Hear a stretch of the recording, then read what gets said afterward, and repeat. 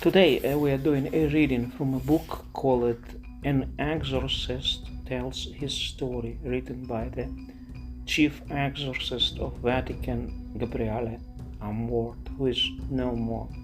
In this book, Gabriele Amorth mentions numerous stories from his own experiences, but also from the experiences of his predecessor, his teacher, Father Candido Amantini, who was the exorcist in Rome before him.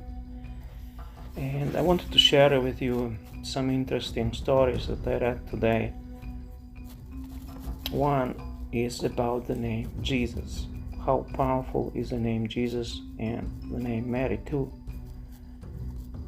I quote, "The strength of possession is manifested also from the reaction of the demon to holy names. Generally, the evil one does not and can't say those names. He substitutes expressions such as he, referring to God or Jesus, or she, referring to Our Lady. Other times he says your boss or your lady to indicate Jesus or Mary. If possession is very strong and the demon is high-ranking, I repeat, the demons keep the rank that they held when they were the angels, such as thrones, principalities, or dominions, then it is possible for him to say the name of God and Mary, always followed by horrible blasphemies. Some believe, I know not why, that demons are talkative and that if they are present during an exorcism, the demon will publicly denounce all their sins. It is a false belief. Demons are reluctant to speak. And when they talk, they say silly things to distract the exorcist and escape his questions. There are exceptions. One day, Father Candido Amantini invited a priest who prided himself on his scepticism to be present during exorcism. The priest accepted the invitation, but his behavior was disparaging. He stood with his arms crossed without praying, as all who are present should do, and with an ironic smile. But at one point, the demon turned to him saying, "You say that you do not believe I exist, but you believe in women. Yes, you believe in women, and how?" That poor unfortunate priest, who prided himself in scepticism, quietly started walking backward, reached the door, and quickly disappeared. Another time the demon disclosed sins to discourage the exorcist. Father Candido was exorcising a handsome young man who was possessed by a great beast of a demon. Trying to discourage the exorcist, the demon said, "Can't you see that you are wasting your time? This one never prays.